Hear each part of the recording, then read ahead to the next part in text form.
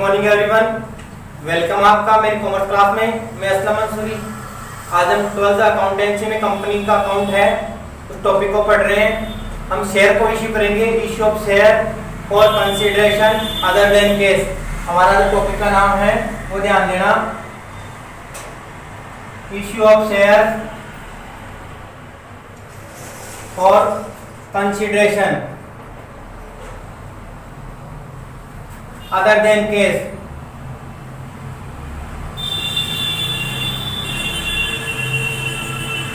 कहने का मतलब ये हो गया,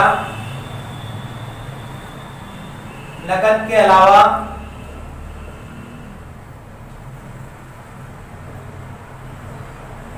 अन्य किसी प्रतिफल के बदले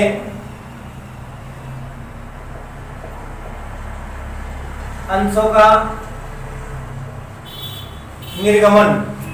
ध्यान देना, हमारा जो टॉपिक का नाम है वो है इश्यू ऑफ शेयर। शेयर को हम क्या करेंगे, यहाँ पे इश्यू करेंगे कंसीडरेशन यानी बदले में या प्रतिफल में, अदर देन केस, नकद के अलावा अन्य किसी प्रतिफल या बदले में, प्रतिफल के बदले अंशों का निर्गमन, प्रतिफल या बदले। ध्यान देना, जब कंपनी को केस की नीड थी तब कंपनी ने केस की एवज में या केस के रिक्वायरमेंट में शेयर को इश्यू किया था। बट यहाँ पे क्या है, केस की रिक्वायरमेंट नहीं है, यहाँ पे केस के एवज में या अगेंस्ट में हम शेयर को इश्यू कर रहे हैं। कहा था पहले आपको, इसका प्रैक्टिकल हमने आपको इसके लिए एक्सप्लेन कर दिया था। अब इसमें क्या है कि हमने कोई रनिंग बिजनेस खरीद लिया, रनिंग जो असेट्स है उसको परचेज कर ली, या असेट्स और लायबिलिटी को परचेज कर ली, तो इससे रिलेटेड हम उसको केस आउट न करके, केस पेमेंट न करके उसके रिटर्न में क्या करेंगे, हमें शेयर्स को इश्यू किया जाएगा। तो उसके आप प्रैक्टिकल क्वेश्चन को हम यहाँ पे एक्सप्लेन करेंगे। तो हम एक क्वेश्चन लेते हैं, क्वेश्चन ले लिया हमने, देखना, राम लिमिटेड परचेज द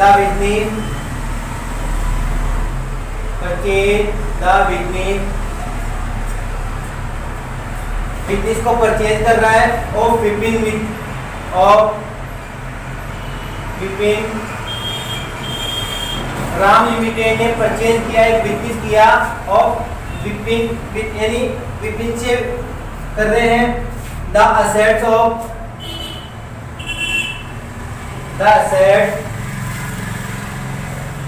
उसके असेट की जो प्राइस है वो आ रही है यहाँ पे 12 लाख, 12 लाख रुपए में असेट परचेज कर रहे हैं। एंड लायबिलिटीज ऑफ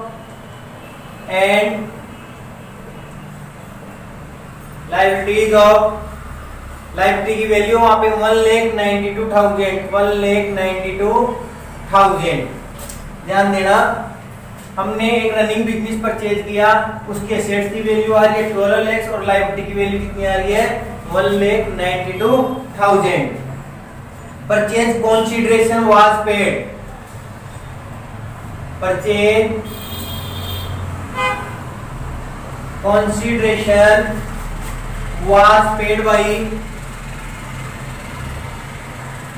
हमने इसको पेमेंट कर रहे हैं। पेमेंट के लिए क्या किया, issuing equity share,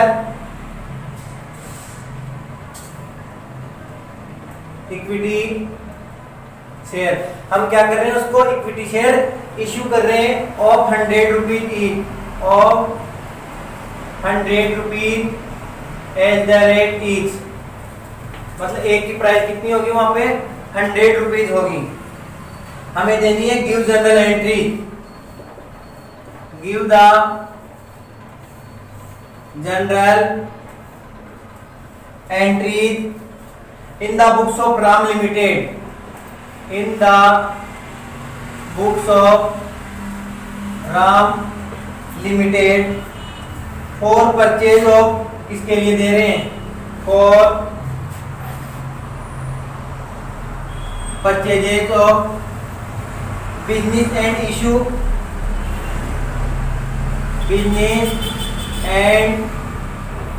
issue, of share.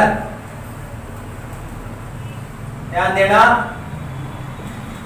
If हम शेयर को इश्यू करने के लिए जनरल एंट्री दे रहे हैं। अब शेयर को इश्यू देखो 2 टाइप से कर रहे हैं।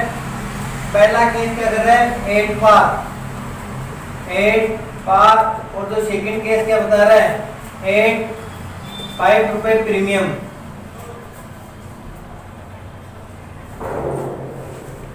ये हमारे पास हमारा एक न्यूमेरिकल क्वेश्चन है जिसको हम सोल्व करेंगे। तो ध्यान देना, वापस क्वेश्चन को रीड करते हैं एक बार। राम लिमिटेड ने परचेज किया। असेट की जो वैल्यू बता रहा है, असेट की वैल्यू कितनी है, 12 लाख। असेट की वैल्यू है यहाँ पे 12 लाख वैल्यू है, और उसके साथ साथ लायबिलिटी की वैल्यू कितनी है, 1,92,000। ये सॉल्यूशन स्टार्ट हो गया है।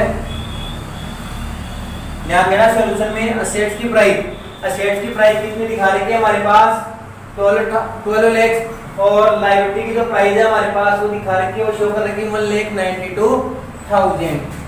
1,92,000 हमारे पास किसकी है, लायबिलिटी की प्राइस है। इन दोनों को परचेज किया, इन दोनों को क्या कर लिया, परचेज किया है, ठीक है। परचेज ऑफ कंसीडरेशन यानी PC consideration was paid by issue equity share of 100 rupees each. कहने का मतलब इनको परचेज किया और इनको परचेज के लिए केस नॉट पेड, हमने केस को पेमेंट नहीं किया, और इसको पेमेंट के लिए क्या किया हमने, इश्यू ऑफ शेयर को क्या कर लिया हमने यहाँ पे इश्यू किया है। तो हमें सिर्फ इसी की एंट्री करनी है, इश्यू ऑफ शेयर की एंट्री करनी है। यहाँ पे पेमेंट हुआ ही नहीं, उसको कैश पेमेंट नहीं किया है। तो देखते हैं, आगे चलते हैं, टॉपिक को आगे बढ़ाते हैं। तो फर्स्ट ऑफ ऑल सबसे पहले हम परचेज को, जो परचेज किया है ना, उसकी एंट्री करते हैं। तो परचेज क्या किया हमने, असेट्स और लायबिलिटी परचेज की है, और वो परचेज किससे किया हमने, विपिन से। तो विपिन कौन हो गए यहाँ पे, वेंडर हो गया। तो हमने आपको जनरल एंट्री बताई थी, आपको परचेज कंसीडरेशन की, असेट्स को परचेज किया जा रहा है तो assets account debit to vendor, ठीक है। तो असेट के साथ साथ यहाँ किसको परचेज किया जा रहा है, लायबिलिटी को भी परचेज किया जा रहा है। तो यहाँ पे देखना जनरल एंट्री किस प्रकार से हो रही है हमारे पास, जनरल एंट्री पोस्टिंग कर रहे हैं हम यहाँ पे, जनरल ऑफ राम लिमिटेड की जनरल हम यहाँ मेंशन कर रहे हैं। पहला कॉलम आ गया हमारे पास डेट का, फिर आ गया हमारे पास पार्टिकुलर का आ जाएगा, फिर आ गया हमारे पास एलएफ, लेदर फोलियो जनरल बना रहे हैं तो एलएफ आ गया। ये आ गई हमारे पास डेबिट साइड आ गई, और ये आ गई हमारी अमाउंट की क्रेडिट साइड आ गई। तो ध्यान से देखते हैं हम किस प्रकार से पोस्टिंग करते हैं यहाँ पे। तो फर्स्ट ऑफ ऑल हम असेट और लायबिलिटी को परचेज करने की एंट्री करेंगे। तो उसकी एंट्री क्या हो जाएगी, assets account debit to liabilities to Vipin account. ध्यान देना, पहली जो एंट्री है हमारे पास assets account debit, assets account debit, तो असेट्स कितने की है, 12 लाख की, to liabilities account, liabilities account, liability की वैल्यू कितनी है, 1,92,000। अब हम किससे परचेज कर रहे हैं, टू विपिन, उसका नाम आ जाएगा टू वेंडर, टू विपिन से अकाउंट। विपिन अकाउंट में ध्यान देना है, यहाँ पे आप ध्यान देना, असेट तो कितने की आ रही है, 12 लाख की, और लायबिलिटी कितनी आ रही है, 1,92,000 की। तो इसमें से इसको माइनस कर दिया जाएगा, 12 लाख में से 1,92,000 क्या कर दिया जाएगा, माइनस कर दिया जाएगा। तो माइनस करने पे हमारे सामने क्या आया, 10,08,000। हमारी प्राइस कितनी आ रही है, 10,08,000। तो ये आ रहा है 10,08,000। इसको क्या करना है, यहाँ पे पेमेंट करना है। देखो असेट तो परचेज कर ली 12 लाख की, और लायबिलिटी कितनी परचेज कर ली हमने, 1,92,000 की। तो एक्चुअल में एक्चुअल में विपिन को कितना पेमेंट करना है, 10,08,000 रुपए, 10,08,000 का इसको पेमेंट करना। पर ध्यान देना यहाँ पे पेमेंट नहीं किया जाएगा, और पेमेंट के रिटर्न में कंसीडरेशन क्या किया जा रहा है, इश्यू ऑफ शेयर, शेयर को इश्यू किया जा रहा है। तो इसका नरेशन हो गया amount of asset purchase of assets and liability from Vipin, पूरा लिख सकते हैं, या ये लिख दिया amount of purchase of assets and liability. Assets और लायबिलिटी को परचेज करने की ये एंट्री हो गई, असेट्स को डेबिट कर दिया गया यहाँ पे, लायबिलिटी को क्रेडिट कर दिया गया, और इतना जो डिफरेंट है टू वेंडर के नाम चढ़ा दिया हमने, वेंडर के आ गए यहाँ पे विपिन आ गया है। अब चलते हैं हमारा जो केस चल रहा है, दो केस दिए थे हमारे पास, एक तो 8 पार की एंट्री थी, एक 5% प्रीमियम की एंट्री थी। तो ध्यान देना, अब चलते हैं यहाँ पे फर्स्ट एंट्री की ओर चलते हैं हम यहाँ पे। तो जो पहली एंट्री थी हमारे पास वो थी 8 पार की एंट्री।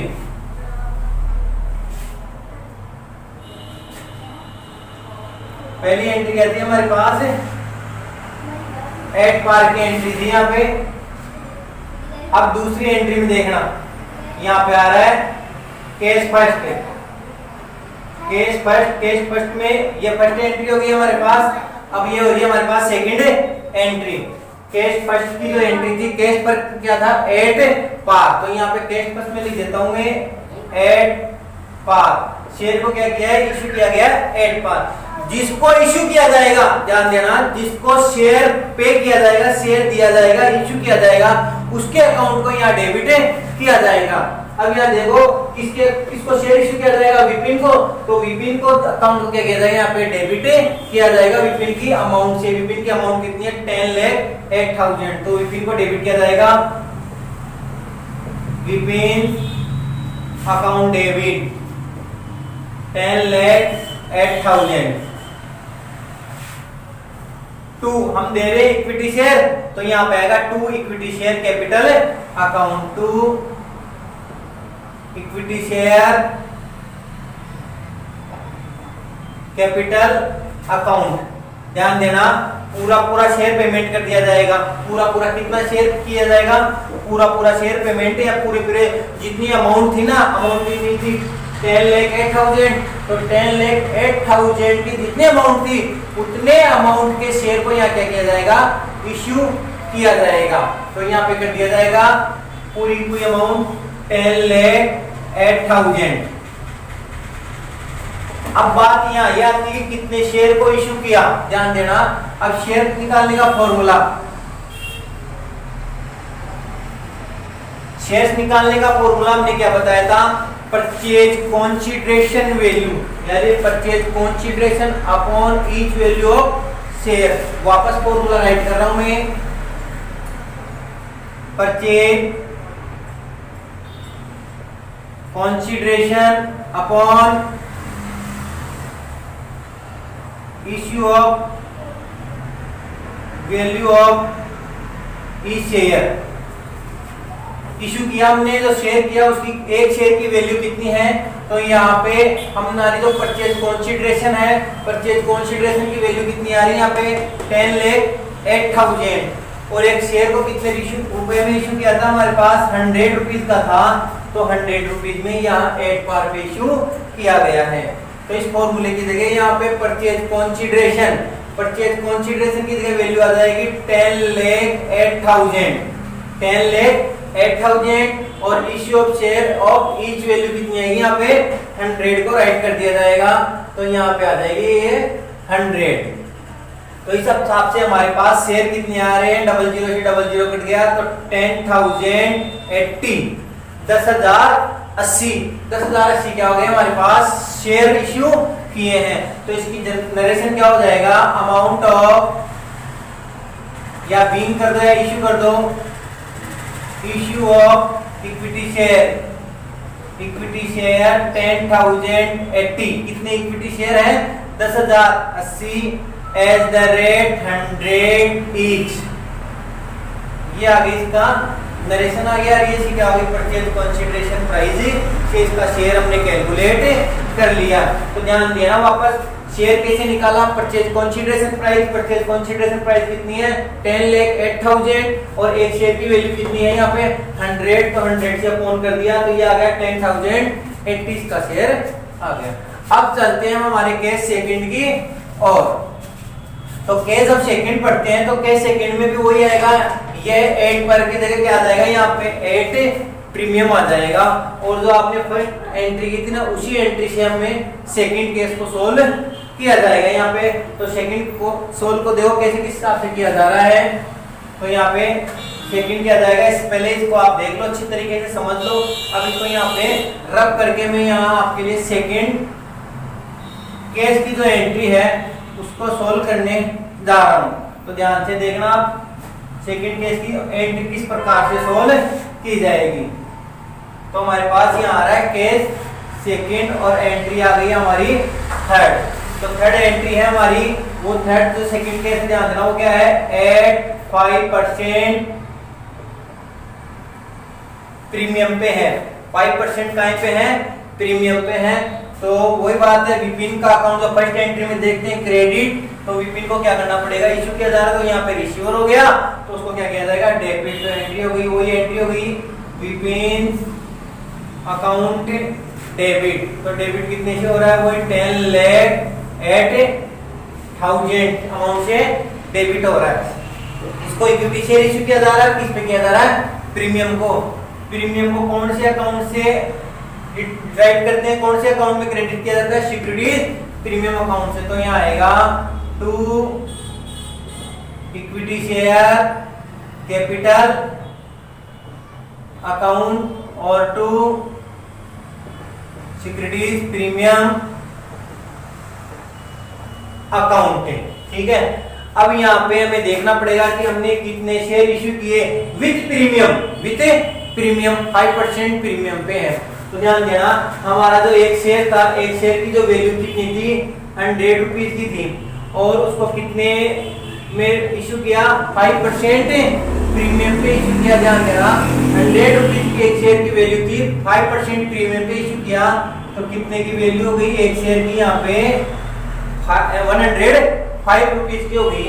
तो वही यहाँ पे शेयर निकलेगा, यहाँ पे शेयर कितने इशू किया तो वही आ रहा है, फॉर्मूला क्या है purchase consideration value upon issue of each share value, या ईच शेयर की कितनी वैल्यू है।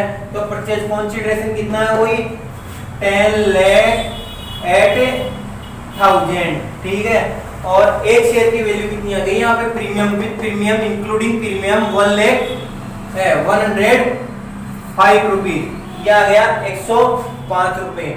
अब जब 10,08,000 में 105 का अपॉन किया तो ये आ गया 9,600 हमने क्या इशू कर दिए, शेयर को हमने क्या कर दिया इशू कर दिया है, ठीक है। तो ध्यान देना 9,600, तो 9,600 को कितने से मल्टीप्लाई करेंगे अब यहाँ पे 105 से।